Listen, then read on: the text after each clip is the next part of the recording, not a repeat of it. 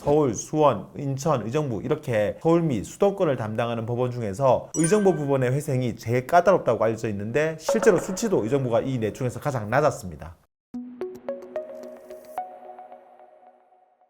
새로운 도약을 꿈꿉니다. 기사회생TV 김민수 변호사입니다. 오늘은 의정부 지방법원의 개인회생 특징에 대해서 말씀드리려고 하는데요. 의정부 지방법원은 의정부뿐만 아니라 경기 북부 지역까지 회생 사건을 관할하고 있습니다. 구체적인 지역을 말씀을 드리면 의정부, 양주, 포천, 연천, 철원, 동두천, 고양, 파주, 남양주, 구리, 가평까지 의정부 지방법원 관할로 2025년 기준으로 약 360만 명이 넘는 국민들의 회생 사건을 담당하고 있습니다. 의정부 법원이 수도권 법원들 중에서는 제일 까다롭기로 유명한데요. 이 지역에서 회생 진행하거나 준비하고 있는 분들은 오늘 영상 잘 참고하셔서 사건 대응하시기 바랍니다.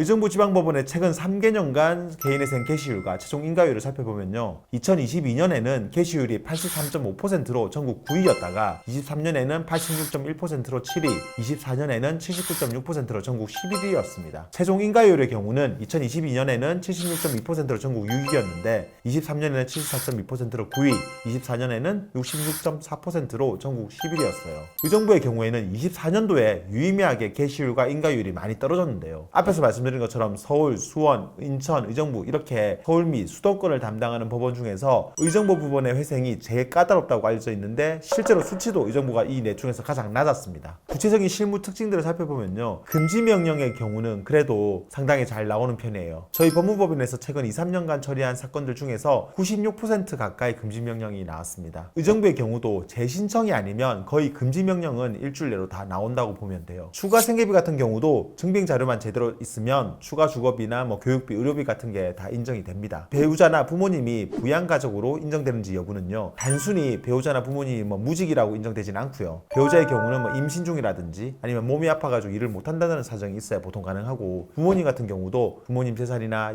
연금 또 다른 자녀들의 부양 여부 같은 사정들을 종합적으로 따져가지고 엄격하게 인정되는 경향이 있습니다. 주식, 코인 투자, 손실금 같은 경우는요. 의정부는 서울이나 수원이랑은 다르게 손실금 전부를 청산가치에 반영하라는 보정이 나옵니다. 가끔은 손실금의 50%를 반영하라는 보정을 내리기도 하는데 아무튼 의정부에서는 주식, 코인, 손실금은 그냥 넘어가진 않고 어떻게든 청산가치에 반영하려고 한다고 보시면 됩니다. 그러니까 주식, 코인 때문에 의정부에서 회생하시는 분들은 이 부분을 반드시 알고 계셔야 돼요. 대신 손실금 전부를 청산가치에 반영하라는 보정을 받더라도 무조건 보정명령대로 다 되진 않습니다. 내가 주식이나 코인을 하게 된 경위가 어떻게 되는지, 또 건강 상태나 투자 종목의 위험도가 어떻게 되는지, 또 내가 가지고 있는 돈으로 손실을 본 건지, 또 아니면은 대출받은 돈으로 손실을 본 건지에 따라 가지고 얼마든지 청산가치 반영 비율을 줄일 수가 있으니까 최대한 유리한 그 부분들을 잘 어필해가지고 청산가치 반영을 줄이는 게 필요합니다. 배우자 재산 관련해서는요. 의정부가 아마 배우자 재산 문제에 대해서는 전국에서 손에 꼽힐 정도로 엄격한 법원이라고 보시면 됩니다. 일단 요구하는 서류부터 엄청 많습니다. 최근 5년간의 배우자 지방세 세목별 가세 증명서부터 시작해서 지적 전산 자료 조회 결과서 또는 계좌 정보 통합 관리 서비스 조회 결과서, 보험 내역 조회서, 주식 잔고 증명서, 건강보험 자격 드실 확인서 등등 해가지고 배우자 재산을 파악할 수 있는 거의 모든 걸 요구합니다. 이건 거의 채무자 재산 관련해서 요구하는 자료와 거의 동일한 수준이라서 특히 배우자한테 재산이 많은 경우에는 의정부 회생 사건의 난이도가 확 올라간다고 보시면 돼요. 이렇게 파악된 배우자 명의로 된 자동차,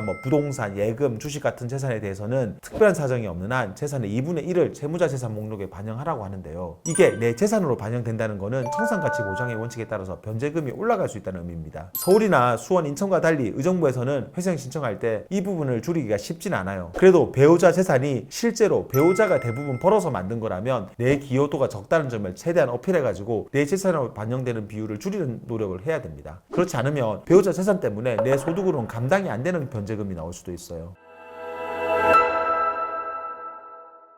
오늘은 의정부 법원 개인회생 특징에 대해서 말씀을 드렸는데요. 의정부 법원은 서울이나 수원처럼 독자적인 회생법원이 아니라 일반 법원 안에 있는 파산부가 사건을 처리하는 시스템이다 보니 아무래도 채무자를 위한 실무준칙 규정들이 상대적으로 좀 약한 편입니다. 그래서 사회 취약계층 변제기간 단축이라든지 고소득자의 기타 생계비 인정 문제나 청년 자녀 부양가족 인정 같은 것들은 공식적으로 적용되지 않고 있어요. 이거 말고도 계좌 내역이나 최근 대출 내역 같은 거 조사할 때도 다른 법원에 비해서는 긴 기간을 요구하는 등 전반적으로 사건 처리가 엄격합니다. 이런 게 의정부 법원에서 회생하는 분들에게는 좀 안타까운 이야기이긴 하지만 그렇다고 해서 의정부 법원에서는 회생 인가를 못 받는다 그런 의미는 전혀 아니니까 너무 걱정하진 않으셨으면 좋겠습니다. 아무리 법원이 까다롭더라도 나만 잘 준비하면 얼마든지 회생 통과된다는 점 꼭 기억하시기 바랍니다. 영상 도움되었다면 구독과 좋아요 그리고 알림 설정 부탁드리고요. 추가로 궁금한 점 있으면 아래 댓글이나 법무법인 김해 파트너스로 전화 주시면 친절히 답변 드리겠습니다. 다음에도 더 좋은 주제로 찾아뵙겠습니다. 감사합니다.